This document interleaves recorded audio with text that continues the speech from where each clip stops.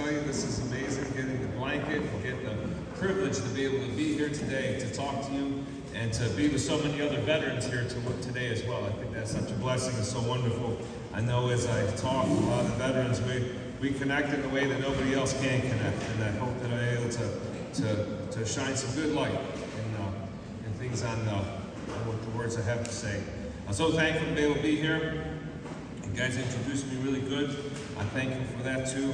And I'd like to start this, if I can, by saying the Ranger Creed. I don't know if there were any Rangers here before. If any of you guys heard of Rangers before, we have a creed, and the creed is something we would live by and we would hold our lives by, and it's a good creed too.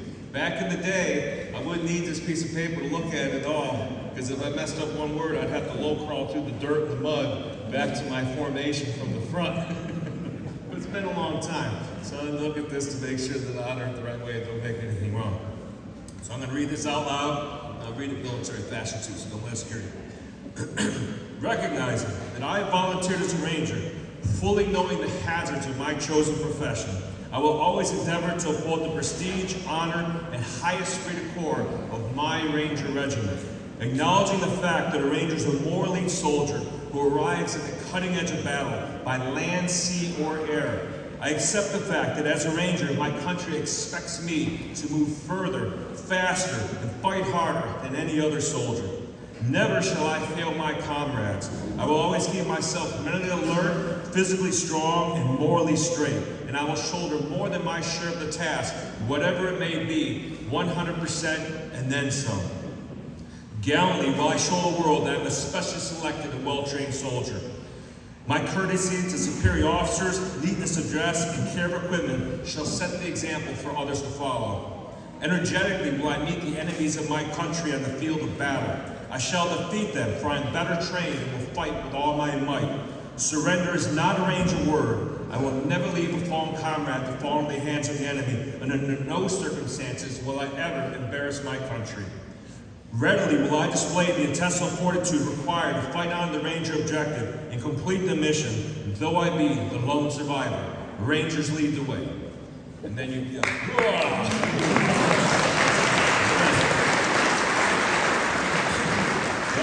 It's a good creed. It's a good creed, and we live by that creed. And I'll tell you a little bit about my background, how I got there, and then I'm going to talk to you about my time in Somalia. And it's an honor and a privilege to be able to share these words with you and be able to be here today to say some things to you. But I grew up in Strongsville, Ohio. I actually lived in the exact same house I was born in. My mom blessed me with the house when I retired from the military after 20 years, and it was a blessing to be back in the same house I grew up in.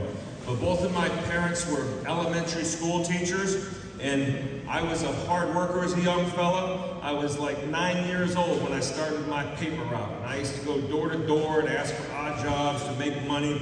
And eventually, on my paper route, I met a fellow that was a bricklayer that owned a Strongsville construction named Andy Dabowski. And he took me under his wing for cutting his lawn and doing his odd jobs. And before long, I was laboring for him on the job site, building the basements with him, moving the blocks to build the basements and doing all the hard work. And it taught me a lot about hard work at a young age. It was something that I came to be proud that I wasn't going to quit. And it taught me that determination to never, ever quit. We would get guys on that job site, construction. If any of you guys have done bricklaying type stuff and worked out there, we called it the 20-minute workout. They'd show up, and in 20 minutes, they'd be off the job site because they couldn't take the physical demands, and they couldn't take the verbal abuse, because there's quite a bit of verbal abuse in the construction life as well too, and there is in the military as well. So that's where I got started off, and it started to form me. And when I was a senior at Strongsville High School, is where I graduated from in '92, I wasn't sure what I wanted to do. I felt the call on my life from God to be a pastor. I became a Christian at about age 14, and I felt the call to be a pastor, but I was kind of burned out with school, and I thought, man, I don't want to go to college. I'm already doing so much.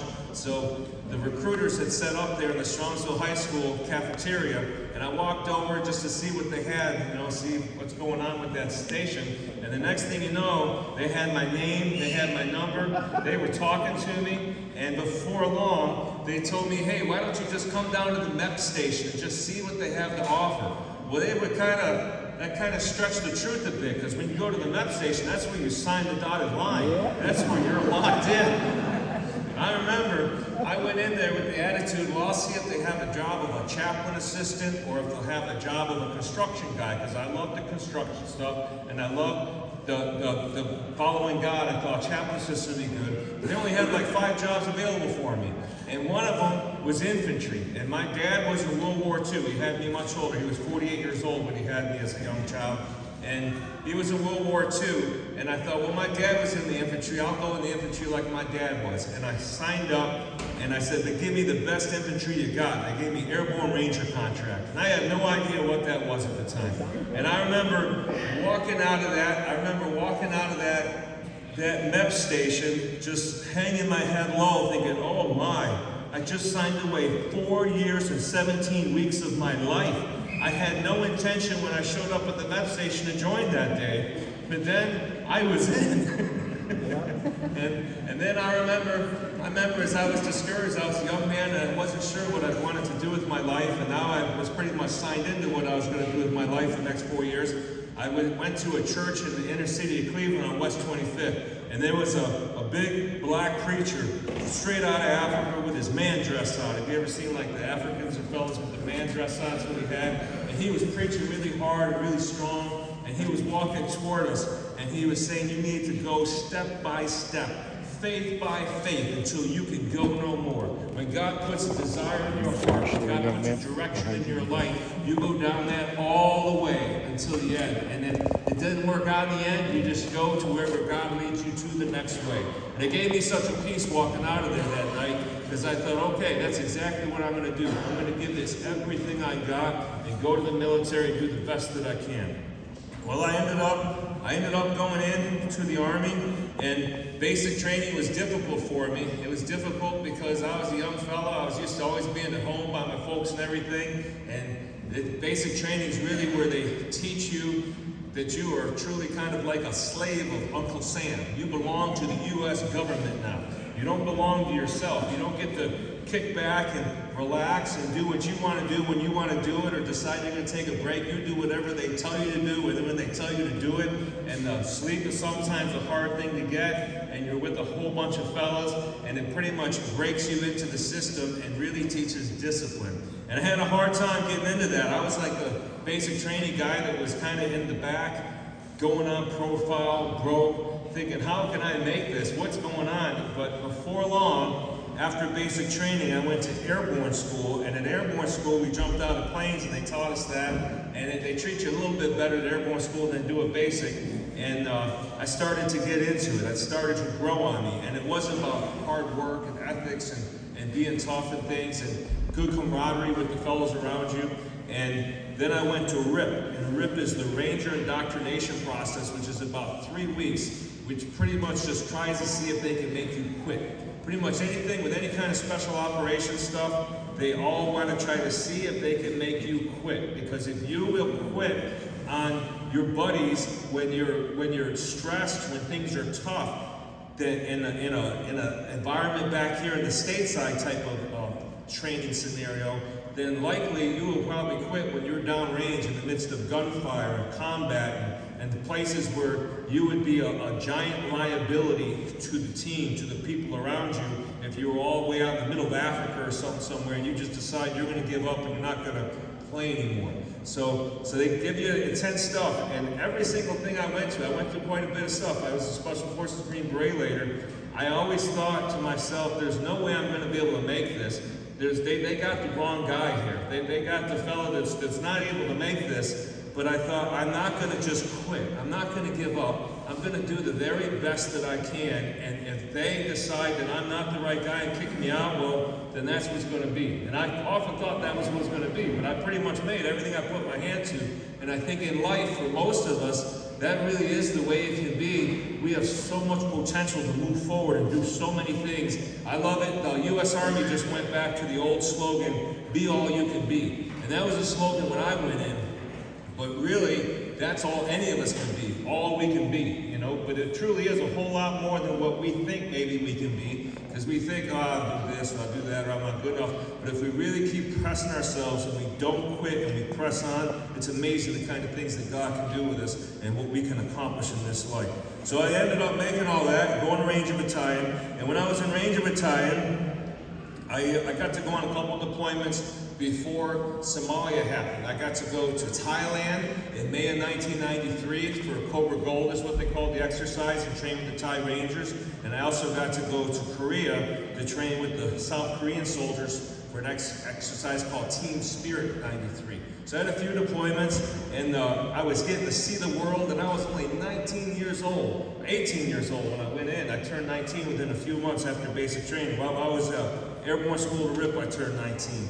And I was there with some of the best soldiers that the U.S. military has to offer, the most elite soldiers, and it was a great grand thing for me as a young man. But I remember when we got the mission to go to Somalia, we were training in Fort Bliss, Texas. And while we were training in Fort Bliss, Texas, we got called out of our training. We went to Fort Bragg to the Delta Force compound, and it's there where we started to train and get the mission that, hey, we're going to go to Africa, and we're going to get this bad guy named Adi that was a warlord. And we trained there for a few weeks, and the training was so intense, we had a helicopter go down even in the training, and it broke some fellow's back that was a pilot and changed his life probably forever with that happening. But that was the kind of intensity of the training that we went through in the military, that those kind of things would happen sometimes. But we ended up going back to Texas for like 1 or 2 nights, and then they gave us the call, nope, we decided we're actually going. And they called us right back, and we went, and then we flew off to Africa. And when we landed in Somalia, it was quite a thing. It was actually the intensity of the training that I received stateside from the Ranger Battalion. I had a little bit less stress while I was in combat than I was back in the rear, because as a private, you get very well, I don't know, you're the one that gets, they call it smoked, like tons of push-ups and sit-ups and get up and get down and low crawl. And I tell you, the abuse like that, what do I say, abuse maybe, the disciplinary training and things like that wasn't there in the combat situation. And I was like, man, I'm living large. Nobody's messing with me right here. But we stayed in a hangar that was probably, I don't know, maybe double the size of this room. We had 300 or 400 guys in there, and we had cots, all cots within arm's reach of everybody's cot was not somebody. And in the hangar, you could see there were bullet holes and stuff in the ceiling, because it was quite a war-torn country, and it was right on their airfield. And I remember the reason we went there was because this guy Adi, who was a former general in Somalia, now he was a warlord, had him and his people. While the international aid from everyone was trying to feed the poor people, they were killing people. They killed a bunch of Pakistanis and did terrible things to their bodies, and it triggered the response from the U.S. government to send us in to capture or kill this fellow Adi, so that way there could be peace. There could be peace, and we could help the poor people of Somalia. But he was a major threat. He was a terrible fellow. Back then, when I was 19 years old, I was in 2nd Platoon, 3rd Ranger Battalion, 75th Ranger Regiment, B Company, and I was part of the weapons squad. And the weapons squad meant that you had the M60 machine gun. I'm sure some of you older guys here know exactly what the M60 machine gun was. Now it's kind of the 240 Bravos where they've modified it over to it. But I would carry about 600 bullets around my neck, which is about 7 pounds per 100 bullets of 308 rounds that were linked together. And I would carry my M16, and I had my little pistol, and we had our body armor on and our helmet. So you're talking quite a lot of gear that you'd be carrying. And our jobs, what we did was we would go in with Black Hawk helicopters, and we had ropes that were like a big giant kit bag, and there'd be an arm on the helicopter, and we'd push the bag off when we were in the right position over the streets we were going to insert into, and then we would jump out just like in a fire department with a pole that you slide down, and we'd slide down, and it was called fast rope until we hit the ground. And we did this, and when we did this in Somalia and Africa, it's in that type of a place where there are some trees and things like this, but there's also tons of dirt everywhere, just everywhere. And when that rock blast from the helicopters comes in, it makes it so much that if you don't have goggles on, you're getting like hit in the face, hitting every part of your body like BBs from the from the fastness of the rush with the wind and all the dirt flying everywhere. I remember seeing Somalis that were in the area sometimes being blown aside by the rush of the helicopters because they were such skinny people. That was kind of our nickname for them. They were the skinnies. And they would get blown aside by the rush of the helicopters. And we would do flybys, kind of like a drive-by, but without shooting anybody, just for intimidation of force. And when we flew by, we would go like, it was like 115 knots or something, right over the tops of the cities, just over the rooftops. And we'd be hanging out the helicopter with our guns and our legs, because there'd be 15 of us packed in this little tiny spot right there. You'd be so packed in there with all your stuff, sometimes you'd lose function to your legs because it would cut off the circulation because you're so cramped in there with so much stuff. And we'd fly by, and I remember some of the people would take off the bottom of their shoe and they'd wave it to us, their sandal. And that's not a friendly thing. Over there, that's like giving the middle finger, because in the Muslim culture, the bottom of your foot is the dirtiest part of your body. And to say, like, hey, that's like not a friendly thing. They were mad at us. Some people were mad at us, and they didn't like us because we were there. And yet other times, some people were thrilled that they had us there. There was a time in the firefight, I remember we were driving, and one crowd was yelling, yeah, go America, go America. Another crowd was yelling all kinds of obscenities here at us as Americans or things. So it was quite a divided group that was going on there. But we were there in the midst of all this, and I was just a young 19-year-old guy. I remember even sitting in the cafeteria. We had a little cafeteria area, which was actually more like, some boxes and tables, and they had like the sea rations and stuff laid out. And I remember eating, and I remember a Somalia woman that was helping, because everywhere we've ever been in the military, we use the locals to help combine too, for gaining the hearts and minds and things. And some woman was trying to have me take her 12-year-old daughter back to America. She said, she can be yours. She's your wife. You can take her. Just put her in a duffel bag and put her on a pallet. And I was thinking, my, talk about such a sad situation, that your country is so bad off that you want to send your little daughter with some stranger to America in a duffel bag on a pallet, because you know that would be a better situation than the situation you have there. And there were rats all over the place, rats so bad, huge rats were all over the place, and they were scary looking rats. In fact, I had a friend that was a team leader of mine in Special Forces, and he went back there to work at the embassy, not embassy, but to work as like an embassy type of fellow there. And while he was there, he said they even bring in some other creature that looks super ugly too and mean to eat those rats, because there's so many rats running around that area. And it's just a terrifying type of thing to see all this kind of stuff. And it was hot. And it was the land of the fly. You guys that are in the military, I bet you've been in the land of the fly as well too, if you've been deployed.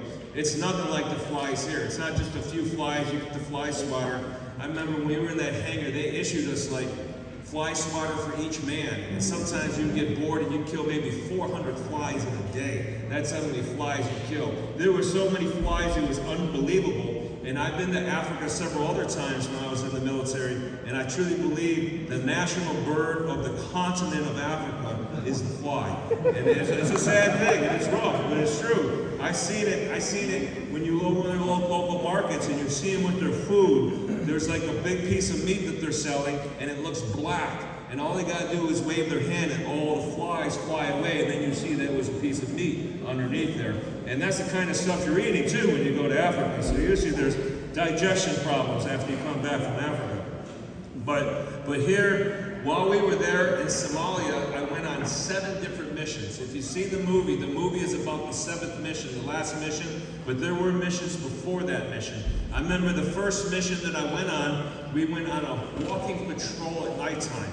And I remember walking with my M16 and my night vision goggles, and everybody was there decked out for war in case war was about to happen. And as we went out there looking to see if people were having weapons, what kind of things we were dealing with in the area, I remember seeing lots of mounds of ponchos, like the way a regular sized poncho would be, and it was over sticks or something, and a whole family would be huddled underneath the poncho, crying and praying and talking in their language. And you could feel the fear that people had there of us being in the area. But it was also so sad because they were so poor. I've been talking about way bigger than this room, just tons of these ponchos, right next to each other everywhere. I mean, people there were truly in super poverty right there in a terrible way. And we went out there and we were in that midst of these kind of things that were going on. But that night when I was on that first mission, I remember seeing with my night vision goggles, I was in a position while they were talking to some people and searching things.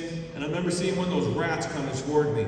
And I knew I wasn't supposed to shoot my gun or anything, but I came about this close to shooting that giant rat because it scared me so much, this giant rat coming toward me while I was out there in the streets. Fortunately I did. I would have been in big trouble. Like it was firing over there. Could have been awful. But here, at times too, when we went by with our flyovers, the locals would shoot their guns at us, their AK-47s, and you would see sometimes tracers flying by. And a tracer, if you don't know what it is, the bullet glows. It's got something in it that it'll burn for like 900 meters, like 2,700 feet, and you see it glowing, and we see these tracers whip on and pass right by us while we were flying so fast right over the city. And it actually came to be that they also would mortar us. And if you don't know what mortaring is, for the people that aren't veterans here maybe, it's like a little rocket about this big, and you drop it in a tube and it thumps, and it can go out like 3 to 5 kilometers, and where it explodes, pretty much everybody in this room would be in real bad shape if a mortar round landed right in the middle of this room. And the first times when they started mortaring us on the airfield there in our hangar, we ran around and we were getting cover and we were watching out. But in time, they mortared us so much and they were such bad shots, we didn't even do anything. We thought, oh, these guys aren't even going to hit us. You know, they're awful out there. They're out there trying to do their stuff again. And we really came to a sense of invincibility. We felt like nobody could touch us. We were the baddest of the bad. No one could hurt us, no one could touch us. And that changed. That all changed on that big day with that 7th mission. But before the 7th mission, we went on a mission. And when we went on that mission was the first one that we actually took fire. And I remember there was a fellow that I think was from Kenyan militia or something. He was walking, and my roommate was in my squad with me, and he was with his gun team, and they saw that guy walk by with his AK in the middle of the night about 2 in the morning at the blocking position, and they opened up fire on him. When they opened up fire with the M60 machine gun, with slap rounds too, armor piercing ones is what they were stacking in their stuff. I remember the Black Hawk coming by, hovering, and just drilling down. I think they shoot like 2,000 bullets a minute of 308, with tracers as well too sometimes. And you just saw this devastation going down, and we could hear gunfire in other areas as well too. So we knew that that night we were making contact. And the group that I was with, we didn't have anything on our little intersection. But as we were walking back that night, somebody opened up with automatic gunfire on us. And I remember we were all walking, and there was a cinder block wall right on my left side, and they were shooting from the right. And it was the first time in my life I'd actually been shot at in a close range like that. And I remember seeing the cinder blocks exploding, hitting right there in front of me, within inches in front of me right there. And we all took the wise decision of jumping on the other side of that wall, where there was a little bit of protection between us and the bad guy. And I remember him yelling for a 203. A 203 is a grenade launcher. You can lock into a window to explode. And I remember we had 2 or 3 203s in the 14-man group, 15-man group we had, but it was the guy way back by me at the end that ran all the way to the front and locked his 203 grenades into the darkness, into these rooms, and then we didn't have any more fire. And I remember grabbing that fast rope, and I remember running for my life, thinking, I hope nobody shoots me in the back. As I run to this helicopter in the middle of the night, and your chest is thumping, and you're with your buddies, and you don't know what's going on, but you're running for that helicopter. That thing that happened to me as a young man, it motivated me for running the rest of the time I was in the military. When I was slacking and falling behind, I thought I got to think about like that time when I was running for that Black Hawk, when I was running for my life, to get in there, to get to safety, to get back with the fellows right there. And I ended up doing pretty good running. Now these days, in my mind, I run like a super elite man. Your mind, you may think, is that guy walking or is he running or what's he doing? But back then, it really made me move right there, thinking about that. But it was a scary time, but we built up that invincibility type of feeling of just intensity, that we've been there, we were through these things. I remember from that 2nd mission where we did take fire, there were 2 guys of ours that were wounded. One guy got shot in the head, and when he was shot in the head, it actually cracked his Kevlar, and it grazed his head, that you could see the wound above his ear that where he'd been shot. And the other guy had some shrapnel hit him, and 2 pieces of it went into his thigh, just above his knee, on each side of his femur bone, and out. And both of them were generally okay back there. And I remember years later, I talked to that fellow, his name's Anderson, that got shot in the thigh, and he told me that they gave him an option. They gave both those guys an option. Do you want to go home now? Because you've just been wounded. You want to go back to the rear to get better, but your wounds aren't so great. And he said everything within him wanted to go home. But he said all of his buddies, his ranger buddies, were, come on, man, stay in the fight, stay with us, don't go home. And he said he so much did not want to do that. He wanted to go home, but he didn't. He stayed. And the other guy did go home. And that guy told me, he said years later now, when he looks back and he reflects, he thinks it would have been something hard, really hard on him if he'd have gone home and left his buddies that day with the choice and the option that he had, because that would have sat with him and worn him. And he was so glad that he stayed there in the fight despite all the fear and the trouble and things, and he remained with us right there. And I tell you, things like that in life do affect all of us sometimes. When we have some type of choice to quit, to stop, to go back, to take the easy route, sometimes that'll sit with us forever. I did just get my doctorate degree in May, and it took me about 3 years of sitting on my dissertation before I finally kicked it into overdrive and made that thing happen. But you know what? Somebody told me when I did that, they said, would you rather have the pain of regret for all of your life or the pain of discipline for now? And I thought, I'd much rather go through a pain of discipline right here and right now than to go through a lifetime of regret of having gone so far, spent all that money, and then not get what I wanted to get with that degree. But these are the kind of things that were going on. And when we were there, it was a big deal. The day of the big firefight, I was on a water detail that day with a fellow named Matt McCrae. And it's the same fellow I saw him just recently at a reunion. We had a 30-year reunion just last month down in Knoxville, Tennessee. And he's still in the military, and he's a lieutenant colonel now, like all decked out. He was an E4 with me back then. But me and him were on a water detail, and I remember when we were coming back from the water detail, we saw the helicopters flying over. We thought, oh man, they can't leave without us. We're supposed to be right there on that bird with them. And we were broke-hearted, but we thought, you know what, tons of times all it is a dry hole. We called it a dry hole. If we would go in to get the bad guy, nothing would happen, and it would be, guy wouldn't be there. There'd be no action. He'd go back. But that day it wasn't a dry hole, because as we sat there and listened to the radios in the rear, we heard about a man get shot, and we were like, oh man, they said one of our men is down. And then we heard much more action going on, and we ended up getting in the back of a bunch of 5-ton trucks right there, like the Deuce and a Half, but a little bit bigger. And as we got in the back of the 5 tons, we loaded up all our gear, loaded up my Nodge, grabbed all my 12 magazines of my M16 ammo, and as we were going out into the city, we got ambushed. And I remember the first time I was in an ambush type of thing like this, we stopped. And if you were in the military, you know what's the procedure for an ambush that's short range. You step on the gas and get out of there. Well, we just stopped, and we just laid down a wall of lead to the people that laid the ambush onto us, and there wasn't anybody left after we laid down the wall of lead on us.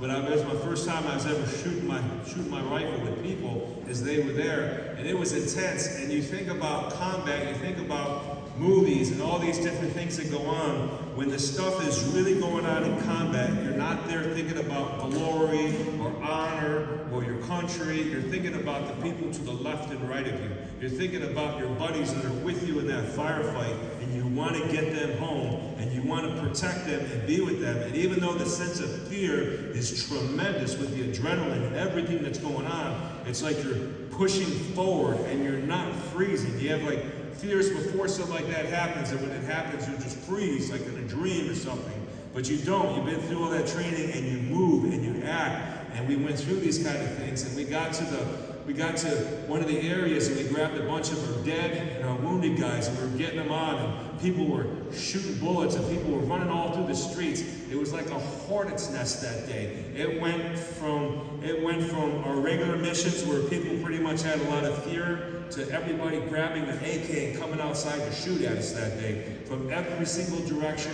everywhere. We heard gunfire, we had the madness going on, and it was totally chaotic. And I think that's where, if you've ever watched the movie Black Hawk Down, it does an excellent job of grasping that chaos. You know, there was chaos all over the place that was going on. And I remember we grabbed these fellows, we made it back to the rear, and as we made it back to the rear, my chalk didn't have many people left in it. One guy had gotten killed, my ranger buddy Blackburn, that day when he went down the fast road, had fallen off the fast road, and he was unconscious, and he had shattered hips, and his brain was messed up. And while another guy was caring for him, a guy named Casey Joyce, that was the sergeant in charge of us, got shot in the back several times and killed right there on the spot. And that poor fellow, the night prior, we had all gotten to make one phone call home. And I know probably you older fellas, this has probably been the sensitive way it was. Now it's different. Now we all have like iridium cell phones and stuff down range. It's way different. But back then, we all had we had one phone call home, and that poor guy called his wife,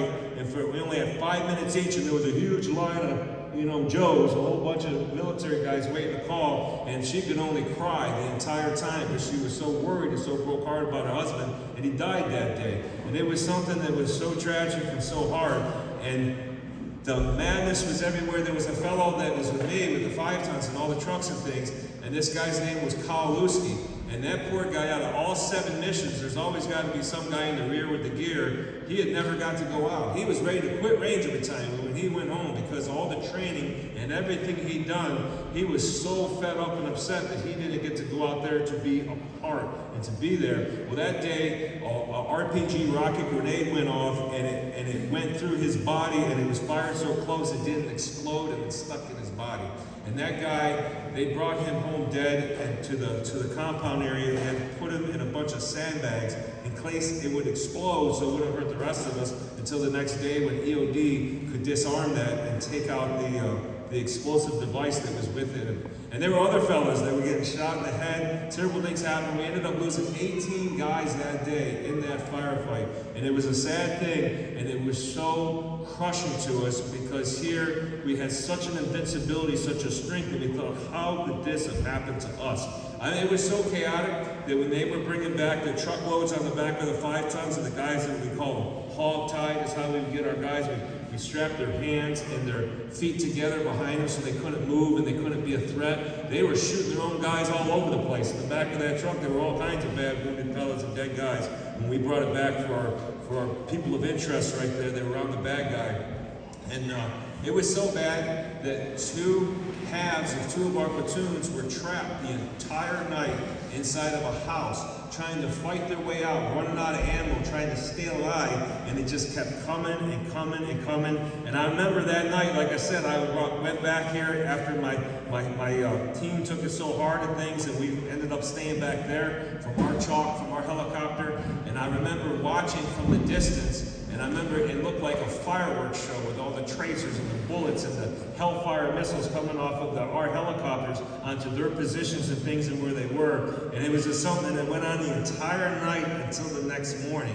And it's the next morning when they went where the term the Mogadishu Mile happened at, because there wasn't enough vehicles or things to get our guys in to bring them back to get them to safety, and a lot of fellas had to run and make it back. And it wasn't like in the movie or in some places where you see the picture where they're under the safety of all the vehicles. Some of those guys were literally on their own trying to dodge, run around, get away, and be able to make it back alive to our compound. And it was something that was so devastating, and it was so hard, and there was so much sadness that next day when we were all back, and there were 18 dead, and there were like 70 to 80 wounded fellows. And when you looked around, all we would do usually on a regular day in Somalia is we would go train out in the desert, okay, if we weren't getting to get to do some mission, or we'd be sitting on our cot cleaning our gun. You know, in the military, you clean your gun all the time. Well, now, all the guns were like black and filthy and dirty, and we had vehicles that were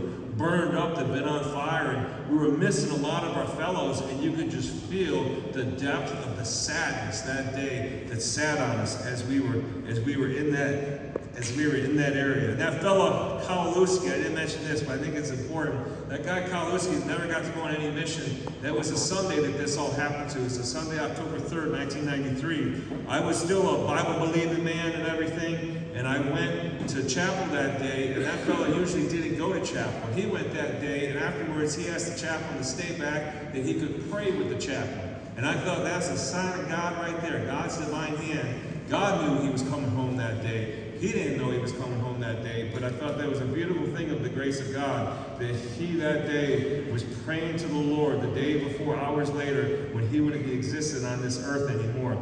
But there was such a sadness and there was such a heaviness over us, and then what they did was they sent another company of ours, Alpha Company. We were B Company 375. They sent Alpha Company, who had trained with us in the Delta Force compound back in Fort Bragg. They sent them over to reinforce us, and when they got there, they mortared us that night, and a mortar, which before we said we laughed at because they were so bad a shot, it landed like right in front of the door of our hangar.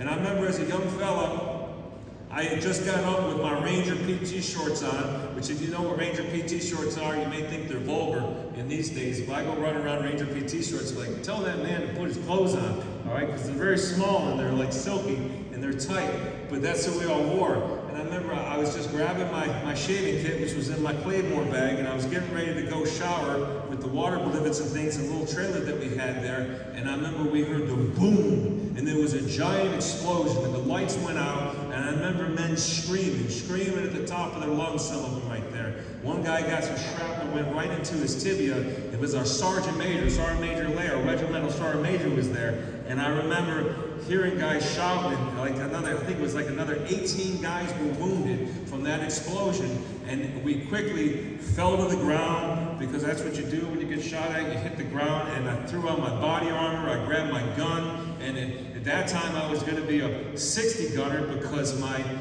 the guy that was my 60 gunner had been wounded the day prior. And I remember running toward the front of our positions to the compound we had, and I remember all of a sudden seeing a fella laying there with a giant pool of blood all behind him in the darkness. And I jumped over his body so I wouldn't fall in the blood and I wouldn't step on him. And that was a fella who got hit with a piece of shrapnel right in the back of the head, and he was gone that day. And it was so sad because later, 20 years later, I went to 3 reunions so far. I went to the 20-year reunion, 25, and the 30-year reunion. At the 20-year reunion, we were in the Delta Force compound, and I remember listening to his wife that got up by their memorial wall. They had quite a beautiful memorial wall. When we were there first at Delta Force compound, maybe like 8 names were on there of guys who had given their life in Delta Force fighting their country. At the 20-year mark, that wall was full of names since the war of terror that we've had going on. But she got up and she gave a most wonderful memorial service. This guy's wife that had died that night in that hangar. And what was so sad was that evening, we took different routes. Some of us got to go to Ross Perot to have a big reunion party down in Texas, and some guy stayed there in Fort Bragg. And her son, who was only 2 years old at the time when his dad died, he got drunk that night and hit a tree and died that night. Can you just imagine the pain that poor woman went through? At this last reunion, I looked for it. I didn't see her, but I pray for her all the time, because I just think how horrible and devastating these kind of things can be. But as we went through all these kind of things and all the devastation and the brokenness, we also had a man named Mike Durant, and Mike Durant was taken prisoner. He was in one of the helicopters. He was a pilot that had gone down. And in that pilot that had gone down, we had 2 other fellows who actually ended up getting, I believe they upgraded him to the Medal of Honor just recently, getting Shugart and another fellow. But these guys gave their life fighting to try to protect these guys that were wounded. He had a broken femur, and these Somalis literally tore them apart. And then if Mike Durant, they didn't kill him, they took him prisoner. And we remember the next day, with all this devastation, we had a helicopter with the OH-58, they call it, that could watch and kind of like spy and see everything going on the ground in live footage. And we were watching in our hangar, and we were watching them desecrate American bodies and pull them from the back of pickup trucks and all kinds of horrible, terrible things. And they told us we can't go in because we've already determined they're all dead. Nobody's still alive, they're all dead. But it burned us up so bad inside to see them doing such a horrible thing to our fellow brothers in arms. And as all that was going on, we were so broken, and we knew that our one man was still alive out there that was taken prisoner, and we wanted all orangutan to show up and just parachute in from the sky and take the entire city to find our man. But it ended up, that's not what we did, and we got our guy back, and he got him back alive within about 2 weeks. And he wrote a book. He wrote a book in the Company of Heroes was what Mike Durant's book was. And it's a good book to read if you're interested in reading a good book about eyewitness account of what goes on with the POW. But he wrote a book, and it was a good book. But he came back, and we gave a little toast with some kind of cheap champagne they brought out to Africa to toast on when he was being brought away to the C-130 to fly home. And I remember that, and it was shortly after that we left. But while we were leaving, we felt a bitterness because we thought we came here to capture this bad guy, and we're not getting him. We got guys who lost their lives, guys who were wounded, who will be marred forever, and our mission is not complete. And it bothered us so deeply. And what happened later was within about a year, that same fellow Adid was killed. You can't live that kind of life and not get killed within some type of time. So he got killed, and then what was so deeply disappointing was he had a son. He was a Muslim with many wives, and one of his sons was a U.S. Marine, a veteran, a reserve guy in California. He flew over there and took his spot as the warlord guy. I thought, that's high treason right there. Somebody should go and get him. But they did. His own people, the people in Africa, they got him within about a year, and he didn't survive long. But just the devastation and the brokenness and the things that I saw there was tremendous. But it marked my life, and it truly marked it forever. It marked my career as the way I would move forward, that I wouldn't quit, that I would drive on, that I would continue to move forward. And it broke my heart for many of these men, and it still breaks it. We had a wonderful memorial service when we got to go in October to Knoxville, Tennessee. And that's a military town like the way you guys are a military town. I feel a good military veteran presence right here, and a lot of love for the military, and that's a beautiful thing. But Knoxville, Tennessee is like that too, and they had a little Mogadishu mob where we were going to run, and they organized where they had a young lady sing the Star Spangled Banner standing on the back of a pickup truck.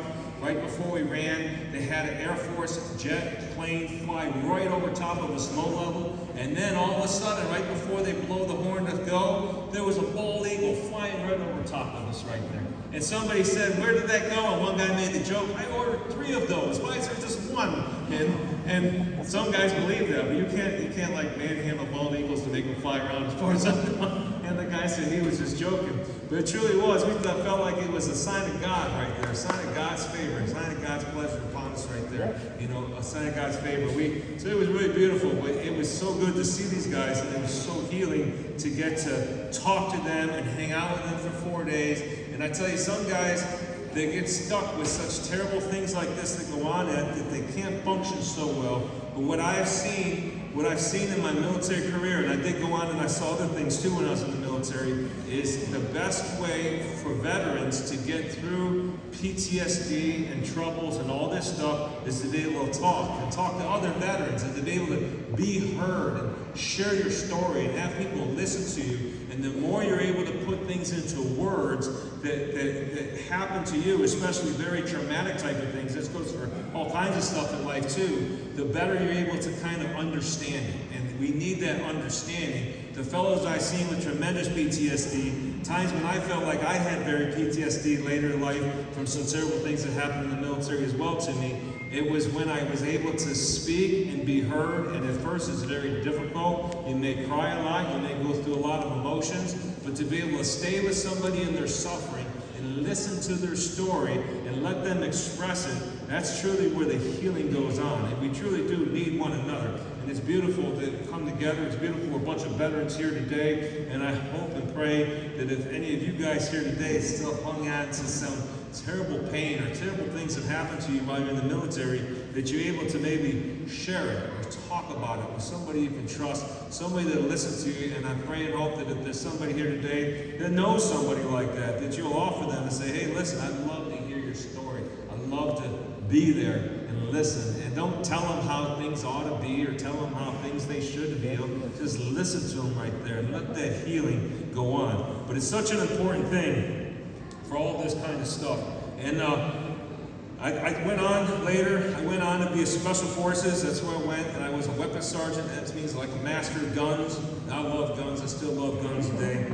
And after that, I went on to be a medical sergeant, 18 Delta Special Forces medic. They kind of call that a third world country doctor is maybe what you could call that. Because we actually would use living patients, not human beings, and we shoot them and we keep them alive and sustain them. And there's no better medical practice than the real deal, just like that. And we would do this, and we would learn medicine. We learned how to do surgery. We learned how to give medications. We learned so much different things because often we would be in places so austere, it would take over 24 hours for anybody from the U.S. that could even reach us or get to us there. So it was quite a good thing that I got to learn a lot, and it was like drinking from a fire hose.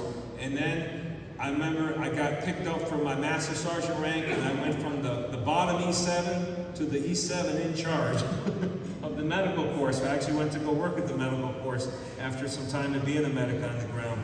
But I remember all these times in the military, everything, a lot of them reflected back to that early time that I went through there. It was just never quit, don't give up. They had sayings like, quitters never win, and winners never quit. And I remember even as you get old in the military, instead of being a runner in the front, I'd be a runner in the back.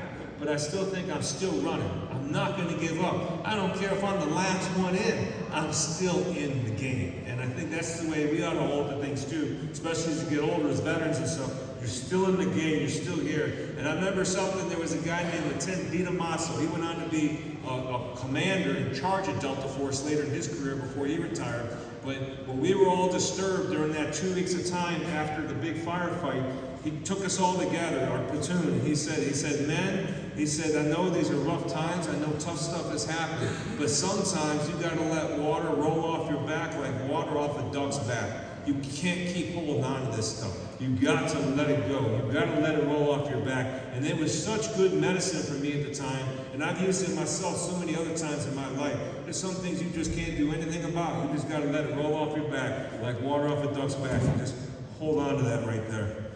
But I did, the whole time I was in the Army, I earned in Afghanistan a Special Forces scroll, patch I could wear on my right shoulder, but I always wore the Ranger scroll because that was so dear to me in such an intense time of my life as a young fella. And I'm thankful today for the military that we have today. At my a few years ago, they upgraded some people's awards back there from Somalia. And I got to go back and see the B Company 3rd Ranger Battalion today, because they're still around today. And I got to see them perform for us. And they brought in a helicopter, and they had a fake plywood building with terrorist guys in there. And they brought in some vehicles, and they laid down some heavy fire with blanks in front of us.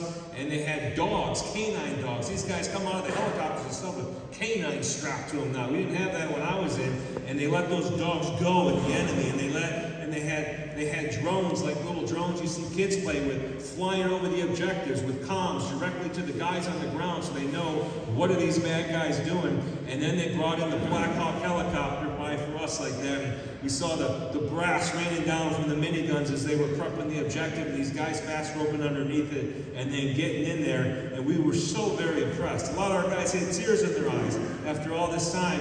And a lot of them said if this had happened today, what happened 30 years ago, or 27, 20 years ago time, they'd done even a better job with the military got going on today. And it was so impressive because we fear so much with the way politics and all this other propaganda stuff is trying to be pushed on the military.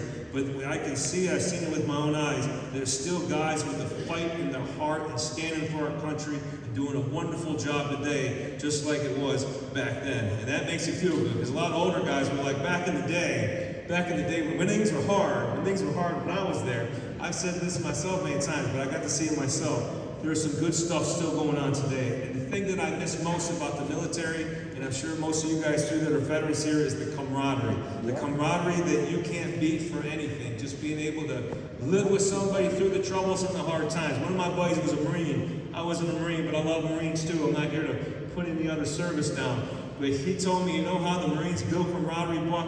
And I said, how? And he goes, right off the bat in basic training, they don't have any stalls in their bathrooms. You're sitting on a toilet next to another man sitting on a toilet, and you get to know each other real good, real quick, and there isn't any kind of barrier, there's no privacy, there's nothing in life that you don't share. And truly, that's the kind of camaraderie, and beyond that, that's just like a picture of it, okay? That you share because you're in the suffering, you're in life, you're sleeping around these guys, you're working these guys, you're fighting with these guys, you're eating and things with these guys, and you just can't seem to get that anywhere else in society outside of like being around other veterans or being outside that camaraderie. It's a camaraderie that I've not seen exist anywhere outside, and it's a special one that we share as veterans together.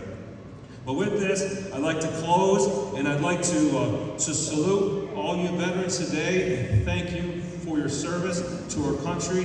Thank you for coming here today. Thank you for listening to my story there, and thank you for being the people that you are this day. Thank you very much.